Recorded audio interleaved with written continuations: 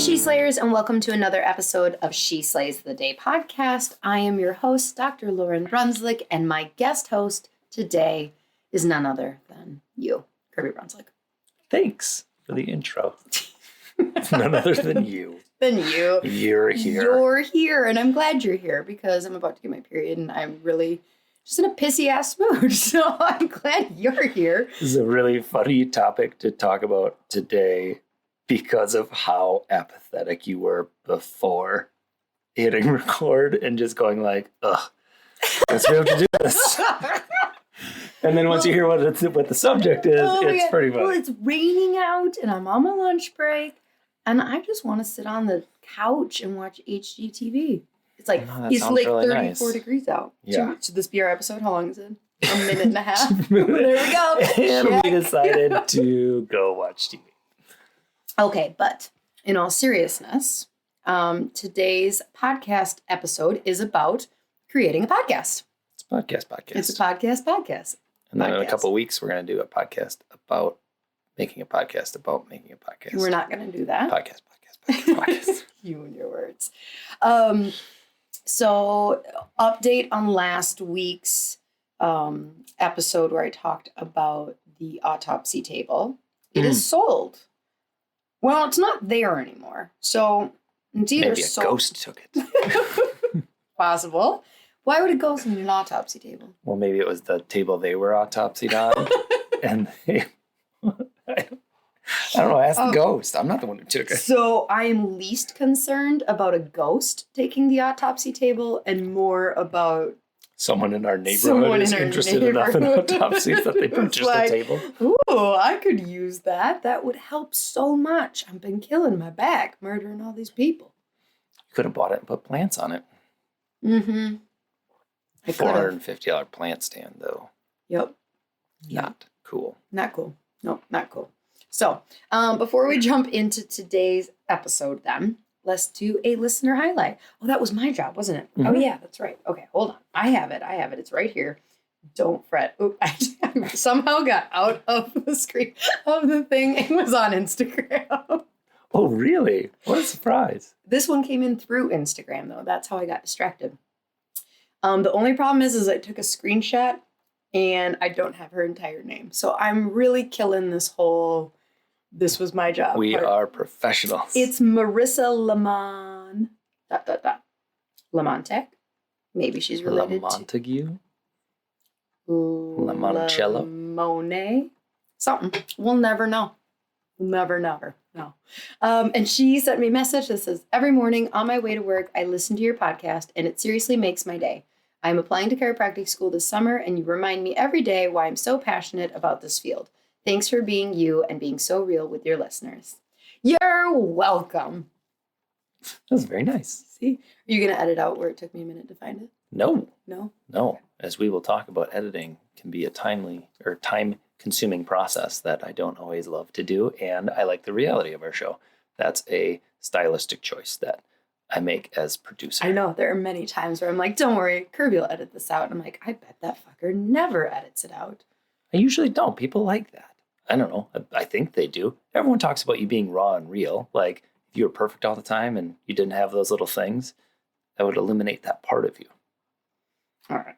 Let's get going. Okay. So, the question today. So, wait, do you want to do prayer first? Yeah. Oh, we're going to intro the thing. Okay. Are we terrible at this? It's a really bad episode to be this off on. Like I said, I'm really sorry. There's a very large full moon. I am getting my period. It's my fault. We're off. It's a good thing, like majority females and healthcare professionals, so they don't care. So the reason we're doing today's question, and then we'll pray, and then we'll get into it, is because we get frequented. Well, not you, me. I see the stuff, yeah, and I hear. Of people asking that, like, they want to start a podcast and they want to know if they can pick my brain on starting a podcast. So instead of spending an hour every week on the phone call with you guys, I'm like, you know what? We're just going to do this. We're going to make an episode for you on everything we think about podcasts and stuff. Sounds good. All right, we'll pray and then we can get it. Okay, and I'm doing the prayer? Yeah. Okay. Dear God, thank you for bringing us together with this audience of amazing people who are doing important and amazing things.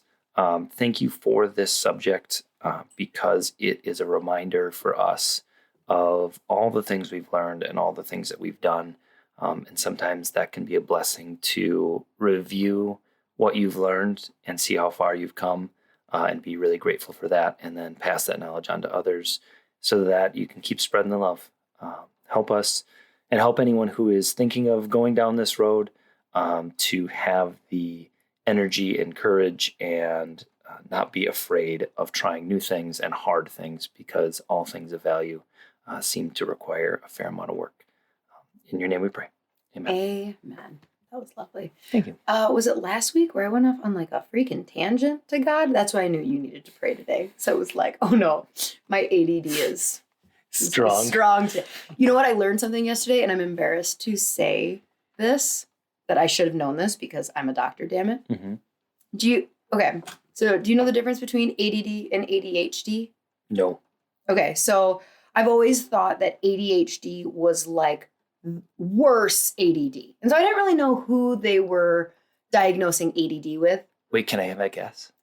No, because if you're right, then I'm going to feel stupid that I had to be taught this. Okay. So no. So H stands for Hyperactivity. hyper, yeah.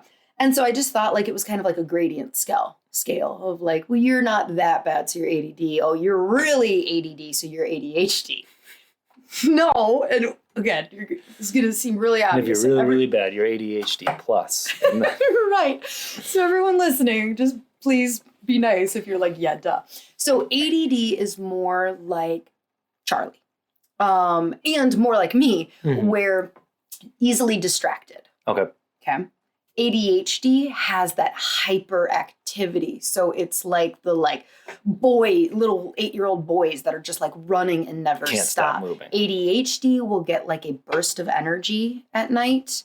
Like that's how like their brain works, is like something to do with like the sun and circadian rhythms. Okay. But they'll get like an unwanted burst at night. They'll struggle to sleep and they're awake. And we all know that that is not my issue. No. I was prepared for her to say people with ADHD want to go to bed at 7 p.m. And that's not the case. What she said. She said the opposite. So I was like, but yeah, that was a neurofeedback. This adorable, like 85-year-old woman who was being interviewed. She's like a neurofeedback doctorate, all this stuff on this podcast I was listening to yesterday. And I was like, maybe we can get her on ours. That'd be cool. She was so cute. That's really cool. Yeah. The question I was going to ask is, how did we get on that topic of ADHD, ADD? But, last week I went on a tangent. Oh, yeah. Okay. Anyways, the question, how do you do a podcast? So what I'll say is that there are many, many resources out there on this. Mm-hmm. There are really good step-by-step guides with hyperlinks, and like day 1, this should be your plan, and day 2, this should be your plan. There are actually quite a few podcasts about like that's the entire, not even just an episode, like the entire podcast. It's the whole thing. Starting them. How the hell do they come up with content? Like, I think things are constantly changing, like the algorithms and stuff. Like if you're trying to climb like the Apple podcast chart, and like here's a new way to get affiliates, and like if you are making it a life and a business, which we don't always make it that much of a. Nope. So I mean, that sounds boring. That sounds like a boring podcast to me. So I'm glad I'm not running that one. But ultimately, when I think about podcasts, there was a quote that I saw on probably Instagram. We're not going to lie here. And it was something of like, if you keep treating it like a hobby, it'll pay like a hobby. So like what you were going to say is like, this is a hobby for us. So we like it. Yeah. So before we jump into some logistics, let's talk about how we got into this. And I say I, because it was really me dragging you in. It makes me sound very angry and like resistant. No. Okay. So, gosh, it would have been about 2 years ago, little less than, more than, something like that. A little more than 2 years ago. I had just left a coaching group that I was working with. And for that coaching group, I was doing 1 to 2 hours a week of coaching, like a little mini group, and people would have a question and I would answer the question, and it was just time for me to leave. And so kind of evolved out of that. And then I was like, well, what's my next thing? Like, what's my next thing? And so I came home for many weeks after runs with like, what if we did this? And Kirby just... Oh, do we have those all written down Oh somewhere? my gosh. I would love to like go so many through ideas. So all many of ideas. those. And so he, through his Enneagram type and my Enneagram type, have learned that the best thing is not to immediately squash it and go like, well, here's the problem. But just to see if it has enough momentum that it gets brought up again. So finally one day I came home and I was like, here's an idea. What if we start a podcast? And he's like, okay, tell me more. And I'm like, well, one of the things I was missing the most from being in the coaching group was answering people's questions. And so I said, so like, what if we just have people write in questions and I will answer them? And that will scratch the need of me letting everyone know that I have all the answers and telling people what to do. And he said like, okay, yeah, I mean, sounds good. And then did nothing more. So then the next day, or maybe it was even that day, I don't know, it had enough momentum that I found one of these like guides where you were going to get an email every day for the next however many days, like helping you start this podcast. I think it was like 10 or 12 days. So day 1, I don't remember what it was. It was something like figure out what you're going to say. And I was like, oh yeah, I already know what the purpose of my thing. Day 2, I get the email and it's a list of equipment I was going to need. And so I forwarded it to Kirby, who I was downstairs. He was upstairs working in his office. And so I just forwarded it to him with just like that emoji that's got like both hands in the air. Like, what the fuck does this mean? Oh, technology. All of a sudden I have to read stuff.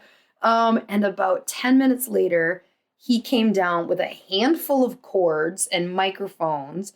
And he's like, okay, so I already actually have the microphone that they recommend, and I have this cord to do this and that, and we already have a subscription to that thing. And I was like, oh, so you can make this work? And he's like, yeah. And so on my end, that we were like, all right, let's do this. It worked out fortunate that like, I love that kind of stuff. And I've done enough projects, not specifically podcasting, but video editing and all of those things that like, it kind of fell into my wheelhouse of like, this is neat. I get to play with technology and learn new things. Yeah. And my personality is definitely get excited about something and start racing at it and start thinking about things later. And there was nothing that stopped from like announcing to the world, like, hey, I'm doing this. And so it kind of just like, by the time I don't think I got freaked out and thought like, what the fuck did we do? Until it was like episode 4. And it was like, oh, I started like a thing that's going to go on forever.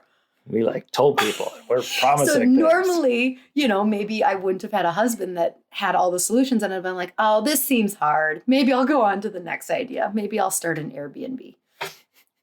But we started a podcast. Yeah. So that's how we got into it.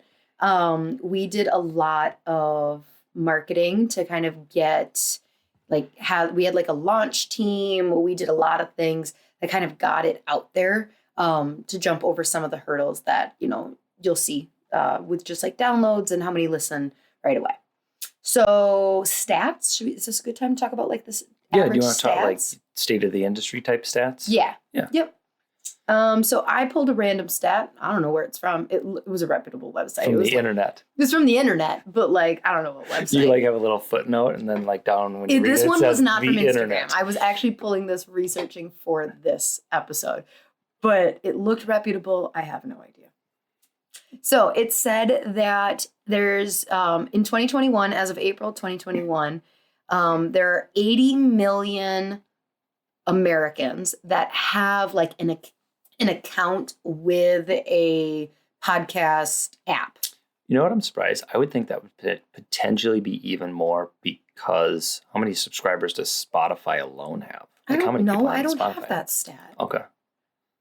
I'm just. Why are you saying, squashing my stat? That's supposed to be impressive. It is impressive. Because then when I go on to say that there's only 69 million Netflix accounts. So there's more people that have an account with app for listening to podcasts than Netflix.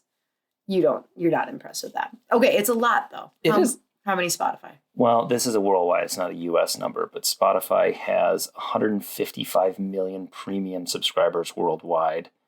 But I don't know US users because, I mean, Spotify, yeah, it's a music app, but you can get podcasts on it. I understand why that was a relevant thing that you brought up. Do you understand? Yeah, got it. Okay.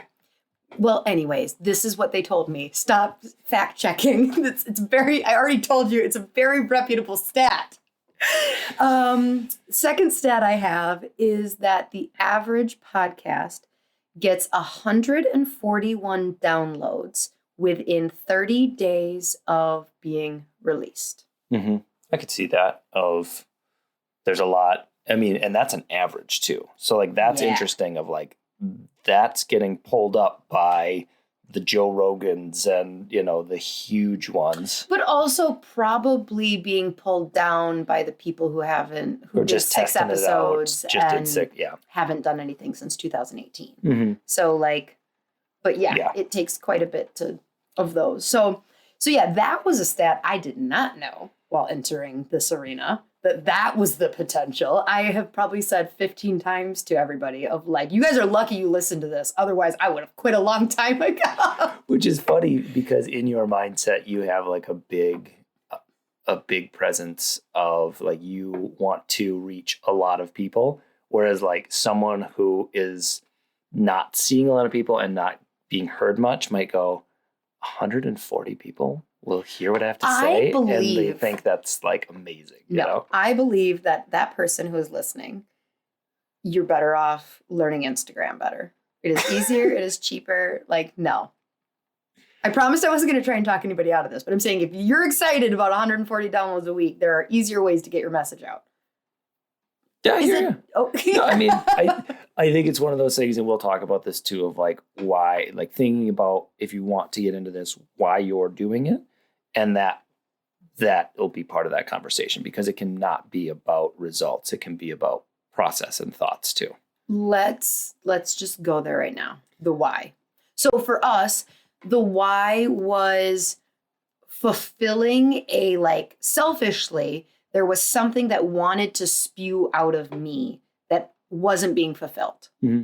So I would say if you are a chiropractor and you're going to do this to try and get new patients, I would say there are easier ways to do that. I would, but if you're sitting in your day to day and there is stuff spewing out of you, basically, let's say you're already doing this, you just need to put a microphone in front of you, then this could be really good. Yeah. And if your medium is talking, I think that's another thing too, of if that's the way, just like in the same way, if your medium is painting, but you're a bad painter or you do interesting painting that isn't commercially viable, but you need to paint.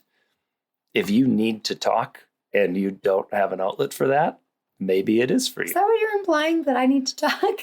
No, I'm saying you're coming at it from the other way of you want to reach people and have a large audience. Mm-hmm. I'm saying there's potentially that in terms of the painter who paints in their garage and never even sells their work, you could be that person from that side who's I just need to get this out of me, and the medium I want to do it through is speaking, and whether I get 50 people or 150 million people, then cool. Maybe that person should also talk to a therapist. Yes. They could record their therapy appointments. That would be an interesting one. Oh, that would be brutal to listen to. That'd be really interesting though. It would. But I'd listen to that. I don't know. Depends on how broken the person is.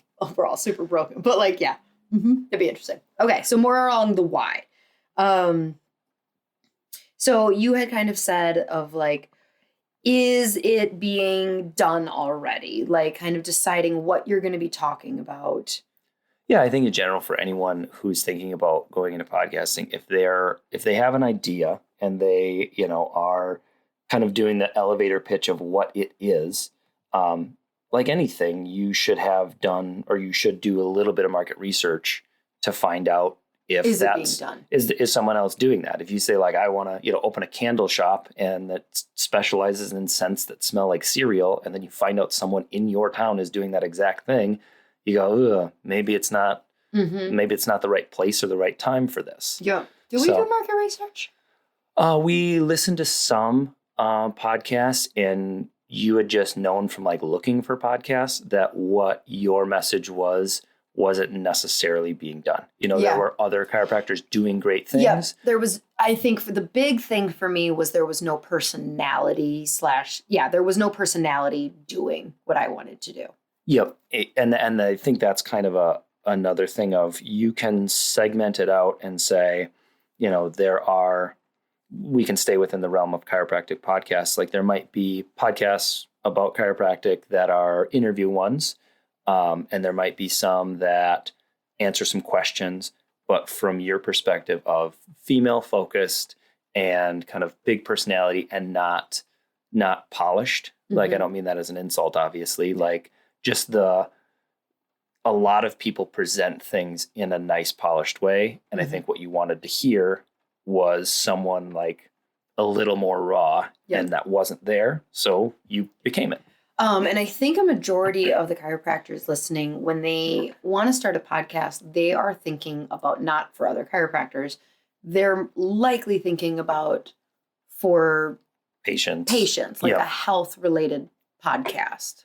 Yep. And that's a totally viable thing. And just thinking of, who your audience is and if they'll actually go listen, and then is it worth the work, or like what's the best way to get that message to the intended audience. Yep.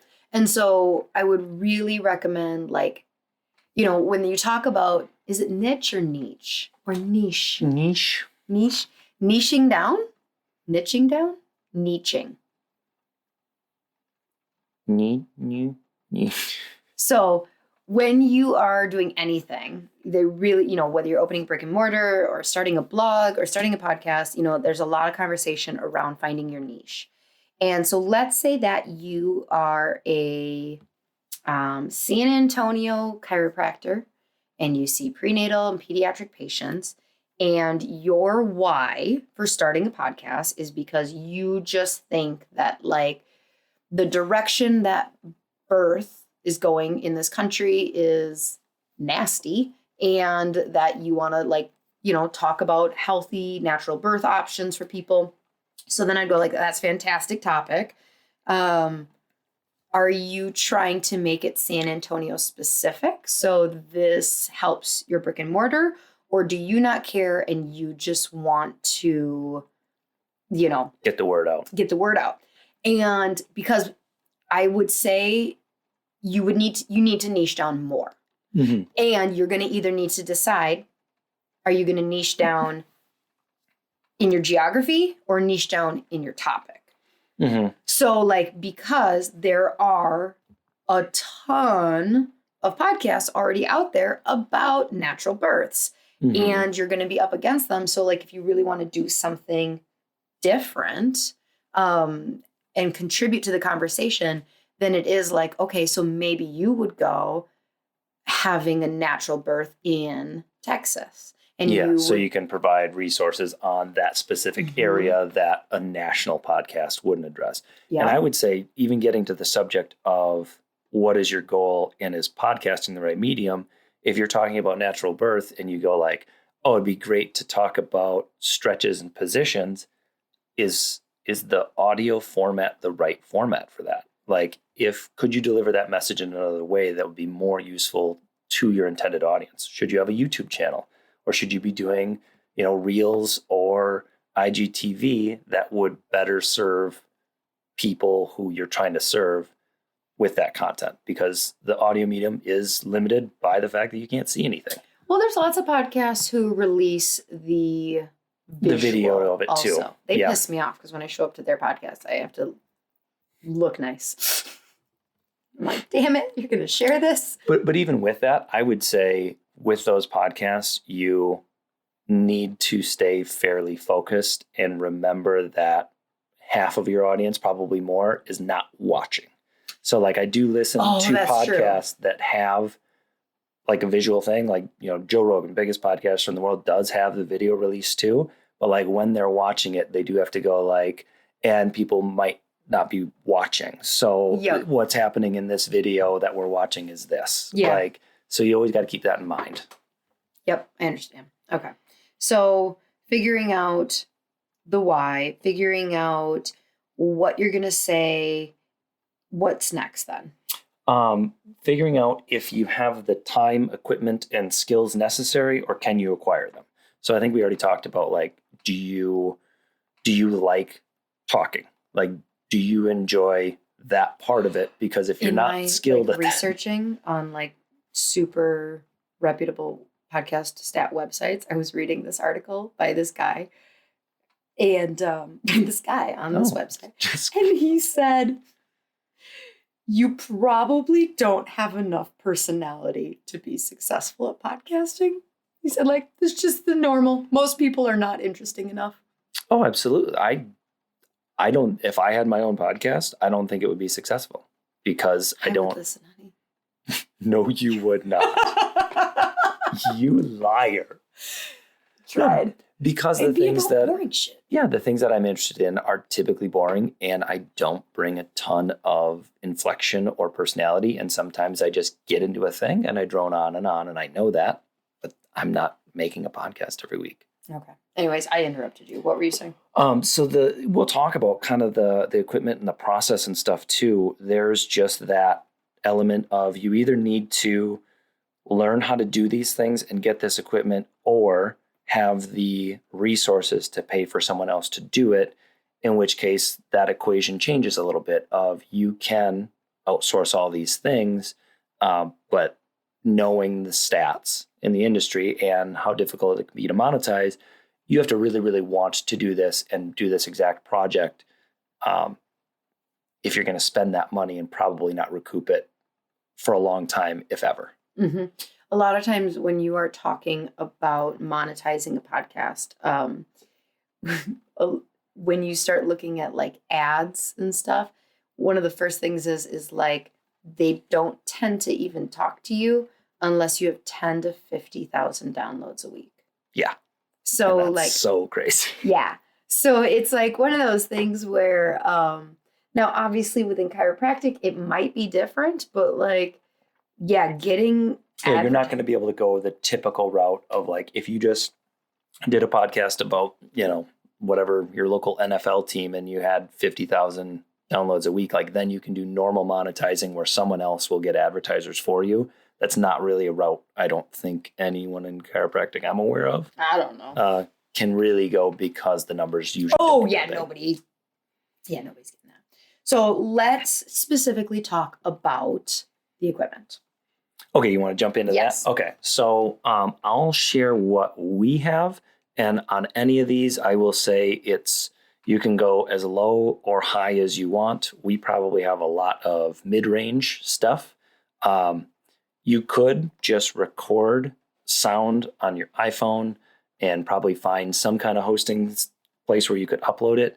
I would advise against that in general, because sound quality is a weird thing that you don't think matters until it's really bad. And then it's like, I've heard podcasts I like that they're like, we couldn't get in the studio this week. Sorry about the audio quality. I just recorded it in my car on the drive to the airport.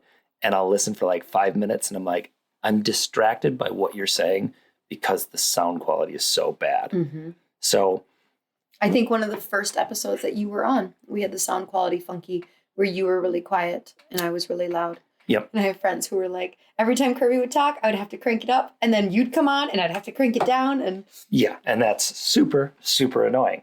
So talking equipment, first thing is getting a good mic. We use a Yeti Blue, which is nice for... It's actually rose gold. The brand is the Yeti Blue. But yeah. It's physically rose gold in color. The nice part about this mic is that when Lauren is doing an episode by herself, it has a switch on it that will kind of be directional for just what's in front of the mic. When we're doing episodes like this, it'll be bi-directional. So it'll gather sound from both the front and the back of the mic. If we were doing a round table physically, it has another setting for that. So it's one mic that can do multiple different things.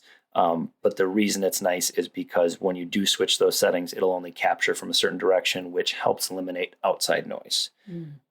Getting to that point too, it could be an equipment issue, but testing out your room to make sure that it's not like an echoey room. We have parts of our clinic that we know are difficult to record in. I would record in my car over our clinic. Yeah. Cars and closets are actually, I have heard many podcasts from professionals who are like, I am currently recording in the closet of my hotel room. Yeah, because it's damp. I mean, you probably have some sheets in there that are dampening the sound. If you have your office is the only place that you can record a podcast, but it sounds terrible or it's echoey, which I will advise, echo is the worst thing. You can't get echo out completely in editing. It's just, I haven't found a tip or trick or way to do it. But you can get noise dampening things. They're like those eggshell foam, and you can line walls, ceiling, and make your own kind of mini studio if you need to do that. So even if you have a nice microphone like this, so if we use this microphone in an echoey room. Yep, you'd still pick up a fair amount of echo, and it wouldn't be, it helps that it's directional, and if you get close enough, you can eliminate some of that. But once the sound is bouncing around, it's eventually going to come back in to the mic. So even people who are recording in their earbuds and stuff, or you'll still if you're on Instagram, listen closely when people are doing that. It can be, and some of that too, when you're holding it really close to your face, can then introduce sound problems of it gets too loud and spikes, and then you get that kind of tinny fuzzy sound when someone's talking too loud or too close to a mic. Got it. And again, that's a really hard thing to fix in post. Speaking of fixing things in post. Editing software. So again, I think you could edit a podcast on what's the Apple thing that comes with, I think, GarageBand. Yes. I'm guessing you can do podcasts on that. There are it's free. Yeah, there are 2 million people have podcasts now. So people are doing it. They're editing a bunch of different ways. Personally, we use Adobe Audition. We use the full Adobe suite for different creative projects. And Audition's a really great sound editing software. So with that, I will say the benefits are some of the profiles they have that minimize some of the work that I do. I can take a sound file, run it through a filter of what they call podcast voice. So it cleans up the audio, makes it a little bit louder. Wait, so the people, are they altering my voice? Not minimally. They're just making you a little cleaner, a little louder. Well, we know we must sound similar because remember Paul? He's like, wait a minute, your voice sounds the same. Who are you? Your voice sounds exactly. Similar. So we sound naturally like us, but a better version of us. It's like an Instagram filter. Oh, okay. Except for my voice. Yeah, exactly. And then on the software side, technically, there is hosting, which is where you upload your. Is that Libsyn? Yep, that's Libsyn for us. There's Blueberry and a few other ones that are pretty famous. I like Libsyn for its simplicity, and the price is pretty good. That's the place where we upload the podcast to, and that's where it sits on a server somewhere. And then the message of that the podcast is up gets sent out to all the services. So while we're on Apple and on Spotify and on Stitcher and all those things, when you click that button, it has to go grab a file somewhere from the internet, and Libsyn is the place where that file lives. Okay. And they have a bunch of tools that allow you to post to social when it goes out and to get it out to all those services. But they're the place that it gets uploaded to. How much do we pay for Libsyn? I think the base plan is $20 or $25 a month. We have the $40 plan because we upload enough files that it needs a little bit more room per month because we do hour-long episodes and 4 to 5 a month, plus the pictures. Shut up. I like the long ones. What else do we have? Website. I think some of these hosting places will help you get a free website. I knew how to build websites. We use WordPress for ours and an editing software called Elementor. Do you need a website? I would always recommend it. Depending on what your ultimate goals are, I guess you don't technically need, but I do believe some of the platforms that you have to go put your podcast on ask for your website as validation purposes. Okay. So we might run into some headaches there, but you can get really simple free websites as long as you don't mind WordPress.my mypodcast.com. So you can get a free website. But if you, eventually want to do anything with it, if you're ever thinking about monetizing it, or you just want to look legitimate, building a real website is advisable. Mm-hmm. But if you're like a chiropractor who already has a website and you just want to add on a page that says the podcast, like that's an option too. Yep. Is if it's not a standalone. So that's an easy fix there. Yep. Anything else? And then other stuff for, promoting or interacting with people. You need social. We take questions. We use software called Jotform that helps us with that. We email out our subscribers. So something like MailChimp or Constant Contact is another piece that's really good to have. Those are add-ons depending on if you want to grow and how you want to grow. Yep. If you're going to do any courses associated, you need a Kajabi or whatever, but those are kind of getting in the weeds even more than people want to do. Yeah. But I mean, sending out email, like you're right. I mean, it is pretty well, why are you doing this if you're going to have a podcast, then you should probably have the website and you should probably send out some emails. Mm-hmm. Yep. So it's a tricky thing. But I mean, you can do this in steps. We didn't have this all perfectly set up out the gate. I mean, we had a lot of it. Do you remember the day I asked you to build me a website in the fastest you possibly can? I totally forgot about that, but that is... Side note. So had we even launched yet? Had episode 1 dropped? I think we were within weeks of episode 1 dropping, but we were being very loud about counting down to the first episode dropping. And somebody on social media who is pretty reputable within chiropractic and has, a few thousand followers gave a shout out to me and the podcast and told everyone to go to... Like we said, where the website, we told them where the website was going to be. But it was just like a placeholder. Like if you went to sheslays.podcast.com at that moment, it would have been coming soon, white screen, black text. And I don't even know why that conversation was happening. But yeah, so they did this big shout out of go check them out at and had sheslays.podcast.com. And I just called Kirby and I'm like, what are you doing? I need you to make us not look like a bunch of idiots, because a couple hundred people could be looking at this and going to a website that is nothing. I don't care if you just put a picture, and so Kirby spent an hour and a half just frantically getting something that looked pretty good. Yeah, it looked pretty darn good. I was very proud of you. I was just we were supposed to go to lunch. I'm like, would you like me to bring you lunch? I'm like, yes, please. Yeah. So yeah, that was a scary day. But oh God, that is not the only time that I've been oh, okay, what are you doing right now? How many times in your life does that happen? I would say on average once a month. I think what are you doing right now? I need you. I think that's a weird thing that people need to always understand about entrepreneurship in general is you can schedule out your week, but you almost need to schedule in emergencies of you do. You're going to spend a fair amount of time just putting out a fire. Last week I had somebody message me and go, hey, I'm trying to find your first episode, but 1 through 9 are not showing up. Now, granted, it probably didn't need to be taken care of that day, but in my brain, I was Kirby, what do you do? Why is this happening? People can't access the first episodes. That's important. I figured it out with Libs and it was a setting. Okay. I messed it up. Okay. We got off topic. Okay. So we're talking about software. Yep. Do we want to? How much time do you spend? This is all very great information for me to learn because so right now, my end of things is that in general, I set up whether it's going to be a solo. I'll tell Kirby hey, you and I are going to be recording on this week. We'll find a time, or I'll set up my own guests. Oof. Can we do a sidetrack on whether you're going to have guests or not? Yeah. I do. We want to talk about just general format and the formats that you could pursue. Yeah. So you can have just a random shit show podcast like this where you don't do any planning.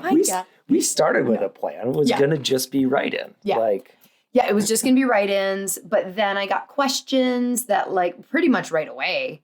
Well, I knew we were going to have you on because I knew there were going to be questions that I needed. I don't have the answer to that. Kirby handles that in our life. So we knew we were going to have you on.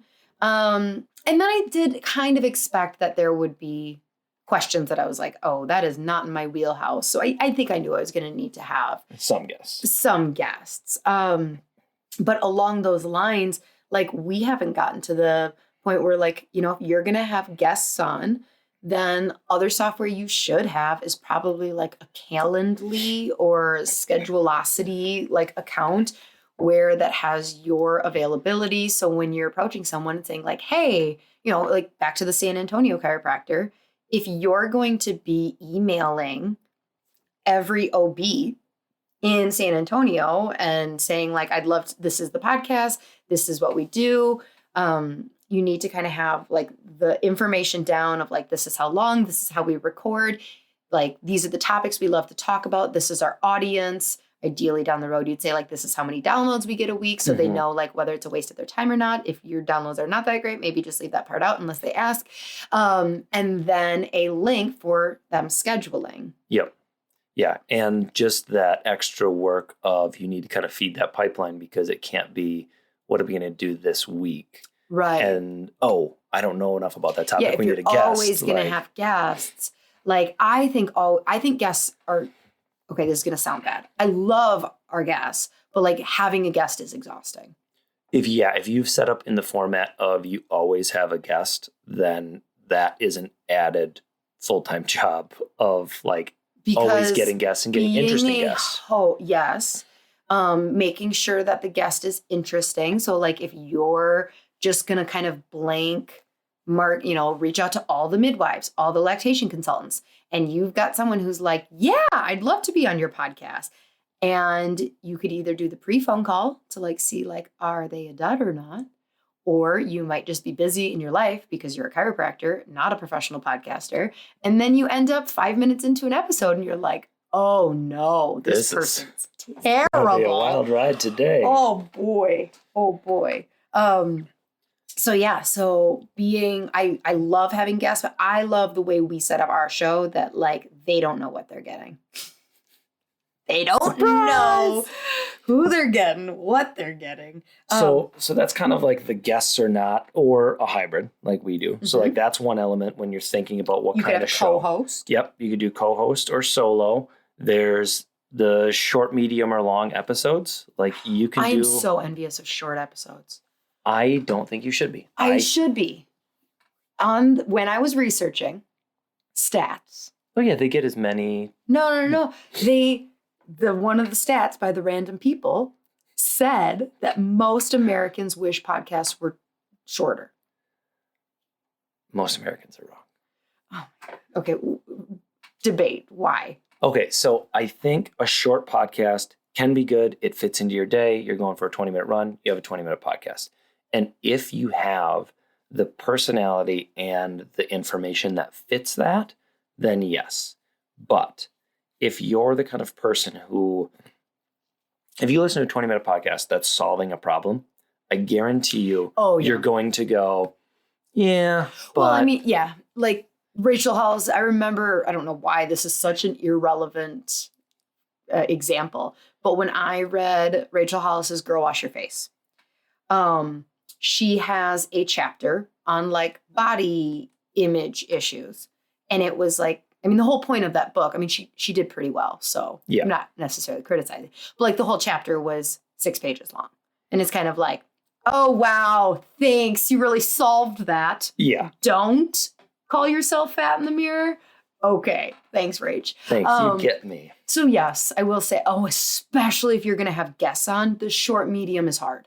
Yeah. Like I've been a guest on a couple podcasts where they said like, okay, you know, it's 20 to 25 minutes long. And I was like, whoa. And I was like really jealous of like, you get to only put in 20 to 25. I mean, I'm sure they're doing way more work than that, but like, that's nice. And then like, I was literally just getting warmed up and I got the like, okay, well, any last words? And I was like, what? And then we quit. And her and I continued to talk for 10, 15 minutes about stuff. And in my head, because I was a podcaster at the time, like being on someone else's podcast, I'm thinking like, this is good conversation right here. Your people would want to hear this also. Yeah. And with the short format, especially with guests, because they're on to, solve a problem or answer a question or promote something, you're going to get what they're there to talk about without really getting to know them. It's once you do like, okay, I got that out of the way. I talked about my upcoming event that I want to sell tickets to or whatever. And then you get them to relax a little bit or go off on a weird tangent. And then you find out that's where their personality is. And that's what makes them interesting, not what they actually came to talk about. Can you have mixed mediums? Or not mixed mediums, sorry, mixed times? Like, can you be a successful podcast, in your opinion, Kirby Brunswick? You're telling the world right now. Can you have like an hour-long episode and then like a 15-minute episode? Or is it kind of like... Personally, what I would do is those would be bonus episodes. So they don't count as a weekly... Yeah, because I think once you start to establish a reputation with people... Yeah, and I've done a couple of those. And people come to you where it's like, you're the person who has interesting hour-long conversations and really digs into something. Then if you go like, you start an episode and then you're like, and that's all I got today, and you're at mark 22 minutes in, then I think people go like, you set me up with this expectation and now you underdelivered. All right. So you're saying I'm stuck just going on tangents for an hour long. I think so. If they want it to get done, they can speed you up. Good luck catching up. It's always funny. I've had a couple people who have messaged and be like, I had you on 1.5 or 2 times. I thought you just... Because I talk fast. You really do. So, anyways. Okay, so we talked about long, short, medium. Also, how often you post. You can do weekly, daily. This. Daily? Yeah. Who the fuck's doing daily? People do quick hit daily ones of like, you might have like, here's a quick thought. 365. Get a Twitter account, people. Come on. What? Who's doing daily? I think JB Smooth is about to do a daily one. That? He's a comedian. He's a funny guy, but you better be just so excited. I think that's the thing is you got to have that personality that's basically like seemingly always on, or you have like, or so calm and deep that like it's here's your daily meditative thing. Yeah. Like here's a reminder to get back to you. Yeah. I mean, I suppose with that, you would really find your rhythm, but like, yeah. I think one of the things that freaked me out. So when we were researching this, pretty much everything says, yes, you can do every other week. Sure, you can name a podcast that you listen to consistently that comes out every 2 weeks or every month or takes breaks even. I do know of a couple, not really that I listen to, but I do know that doing seasons is a thing. I think you have to have an idea around that, though. Yeah, what I would tell people is like, how would you love, like how often or how successful do you think you'd be as a chiropractor if you took 3 months off? Like what happens during that time, in my opinion, is that people would be like, okay, that's cool that you got your space. That's fine. I still go on a run every Sunday, so I still need to find someone to listen to. So they're going to go find a bunch of new podcasts and they'll come back to you, like maybe that's a tricky thing of like, the average American listens to 8 podcasts a week. Probably not hour-long ones. I don't know. I listen to a couple ones. You are a freak. Nobody can reference you. But yeah, so weekly is kind of the answer. Yes, technically you have options, but not really. Not if you want to do a good job. It should be weekly, and it needs to be the same day, every week, because people are depending on it. People, if in order to be a success or like have a podcast that's listened to by a lot of people, like people will work you into their schedule. Like the listener highlight. I listen to you on the, like people wait for that. Yep. Apparently, another stat. Monday, Tuesday. Just full of stats today. I know. I wish I knew where I got them from. Monday, Tuesday, and Wednesday are the best days to drop. Good thing we drop on Sunday. Yeah, downloads go down a lot on Saturdays and Sundays apparently, but whatever. Fuck them. Our downloads are good on Sunday, so maybe they'd be better on Monday. Maybe they'd be better. I don't know. I like having it on Sunday because the reason and this still stand by this is I go for runs on Sundays. Sunday run day. Yeah. So you get in the mind of your ideal listener, which is always a good thing to do in anything, and act accordingly. Yep. So we talked about kind of all of the decisions of like what type. And I think we got there from an initial conversation of you were asking what I do, and you. Oh yeah, that's right. How much time do you spend on this? So if you talk for let's say an hour on a subject, usually with editing, I will take an hour and a half to edit that. Partially just getting like the intro and outro in and listening and writing down notes because I do the show notes and I get you quotes to use on social media that week. And that is a thing that I would say is advisable if the goal is to like grow and be a better podcaster and get more people to listen. Those kind of things are great because they can be the hook.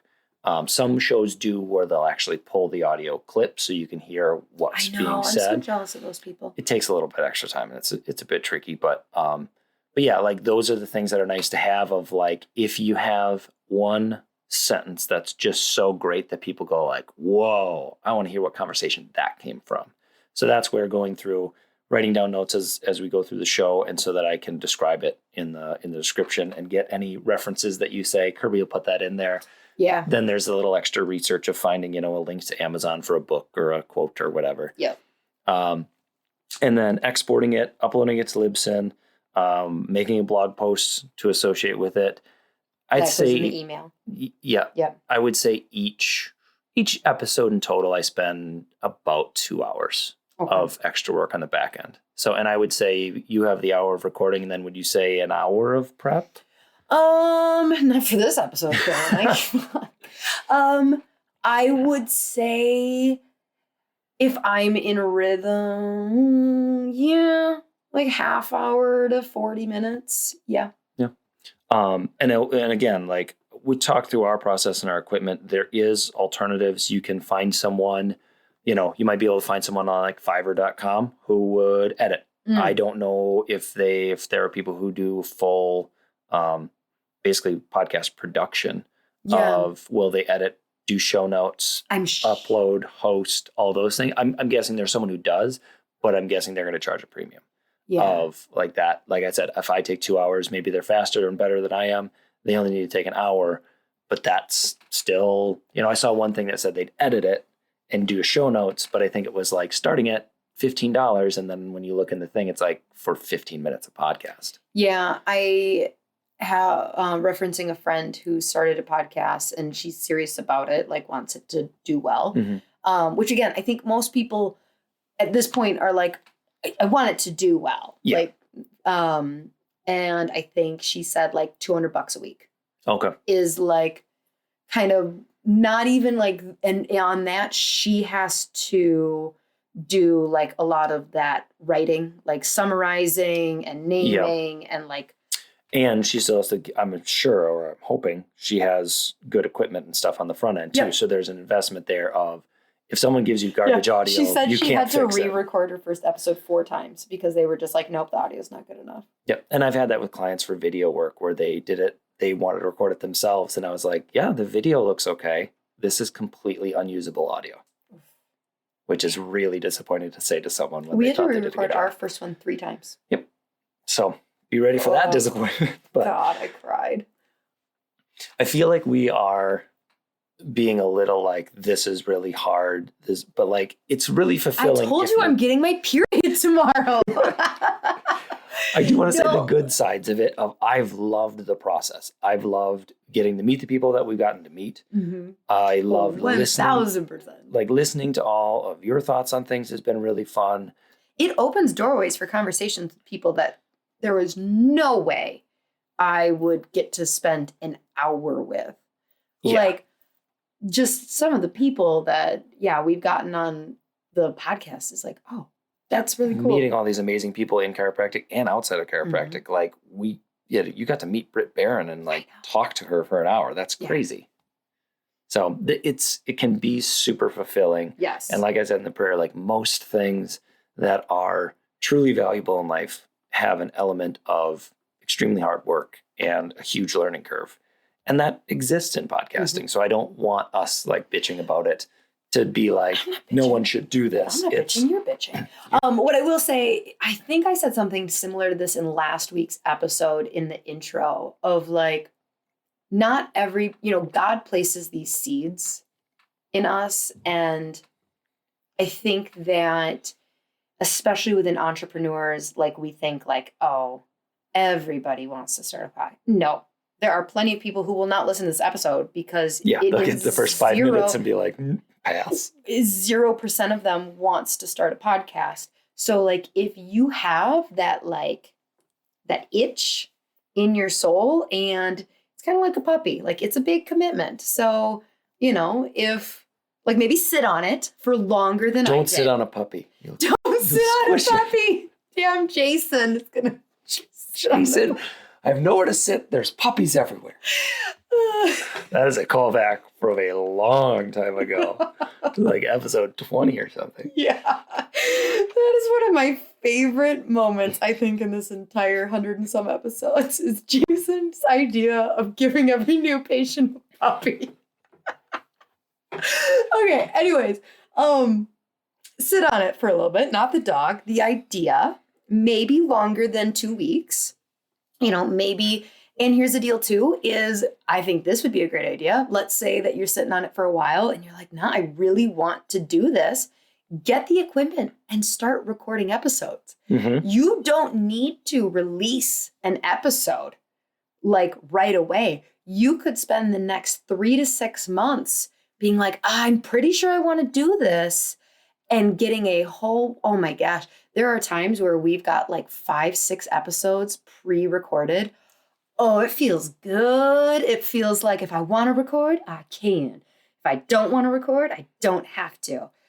Versus like, oh, there's nothing. We have nothing to go out. Sometime between now and Saturday at midnight, you need to sit down and be inspired.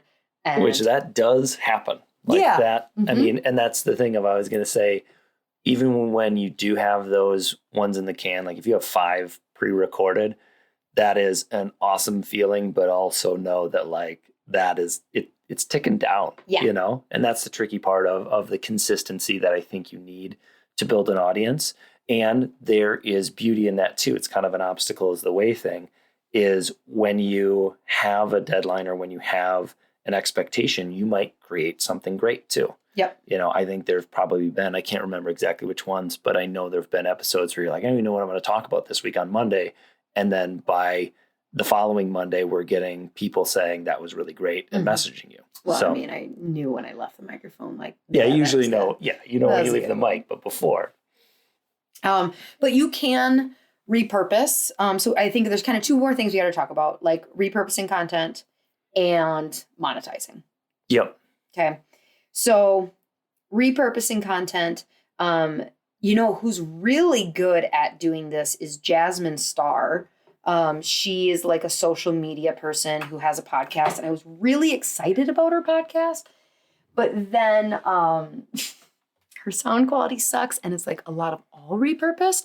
So like I have recorded phone calls, like coaching calls with people, and I told them like, hey, I'll do this for free if I can record this and use this as an episode.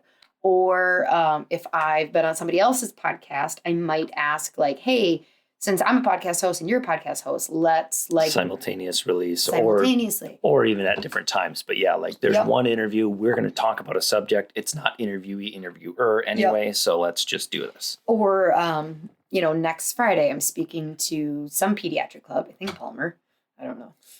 Should find out. I will. Well, it's virtual. And I'll record that on my end and release it down the road, so like really be thinking about, And on the other side of things, even your normal ones, even your solos, if we wanted to release snippets as Instagram clips or take that same subject matter and make a reel about it or whatever, like those kind of things. And once you have your thoughts down on an issue, you can then chunk that out and make it a blog post or whatever. We don't really blog, but.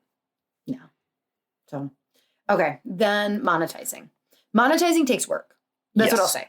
Is like, we kind of started in the beginning with like, okay, let's do affiliate work. So there's a couple different ways, of course, that you can monetize. You can be selling something. So like if you're going to be marketing to patients, potential new patients, you maybe don't care about monetizing because your podcast is meant to bring in new patients to your clinic. Yeah. I mean, that's what you're monetizing is, your other thing. Yep. If you are somebody who's going to sell course, like you have a course, that this will be a funnel, like basically you're using it to bring people to a product of yours. Then there's that, which is nice. Then there is doing like affiliate, which is I will promote and only get a percentage of what I actually sell. Yep. That is usually the one that you are stuck with if you're not getting 10 to 50,000 downloads a week. Yeah, because people want that proof of concept of, if you can display 50,000 downloads a week, then that advertiser knows, okay, I'm going to get in front of 50,000 people. And advertisers have an idea of that model because it's, Facebook charges you on how many people click or view. Newspapers say our circulation is 100,000. So you know how to like think about that. But if you say I have 1,000 listeners, but they're dedicated and great, they go, sure. Yeah. I believe you. And this stat I did not research today, but I'm remembering from like a Jenna Kutcher episode I listened to forever ago. And she basically said, think of it about $100 per 10,000 downloads is what is like a reasonable amount to charge in the industry. So we've not gotten to 10,000 episode or 10,000 downloads an episode. So I can't tell you. I think the more niche your market is, the more you can do different stuff though. Like I do know that there are chiropractors who are saying like, I don't have 10,000, but I have 500 downloads, and these are all devoted chiropractors. That is still worth something. Oh, for sure. It might just be closer to like $25 a week. Yep. And on the subject of monetizing and just in general advertising is there are stylistic choices that you need to make there as well. So personally, and we've done a little bit of it, of kind of interrupted ad breaks is one route you can go of like, you're in the middle of the episode, you get into a good part, but just a second, let me tell you about, and then you read ad copy, which is totally fine. It's not a model I love as a listener, so it's not something that I love as a producer, right? Because it's actually in all my favorite or most of my favorite podcasts, but every time I pull my phone out and hit skip as fast as I can. So it's not my cup of tea, but I know it must be working for people because some of the biggest people in the world do it. Yep. It just it's not what I like. Another thing is who you sell advertising to, which is again, another personal choice for everyone. Sometimes the ads I hear on podcasts are kind of incongruous with the show itself. And sometimes the show host will even make fun of it because they'll go like, I don't know why I'm reading this, but I get paid to read this, so I'm going to read it. You will probably not be at that level. You got to be Conan O'Brien. Don't be doing that. So yeah, that's the thing of like finding things that actually appeal to your audience and that you use, which is a thing that we've kind of really gotten to is anything that's promoted on the show is something that Lauren would actually enjoy, actually use, actually cares about. Yes, absolutely. And that's been hard of like taking that relationship really serious. I think it's weird feeling just really protective of the listeners and being like, well, no, they trust me and listen to me. So like, I don't want to talk about something. I don't want to sell something that I don't love. Yeah. So, which means I'm making $0. Yeah, we're not doing really. Don't great listen to that aspect of me, but whatever, it's fine.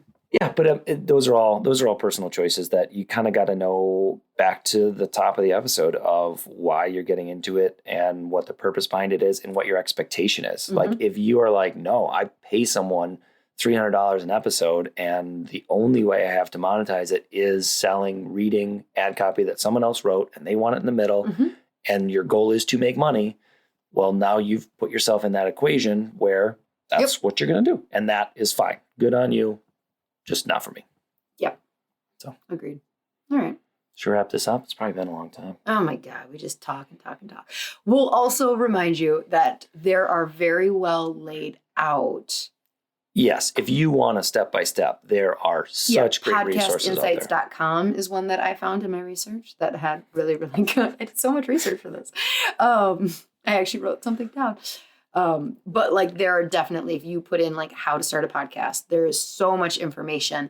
This was just like really needed because people wanted to know, like. Yeah, now we can, send them to this if anyone asks, and that's a great resource. And I would say another thing is I didn't know or have any training on any of this stuff, a little bit of sound editing before, but YouTube, like YouTube, how do I make an echo go away, or how do I get my microphone set up? And there's just so many people giving out such great advice on the internet. Mm-hmm. There's some people giving bad advice on the internet and are creepy on the internet, but some people are No way. All right, She Slayers. Until next week. Bye. Bye.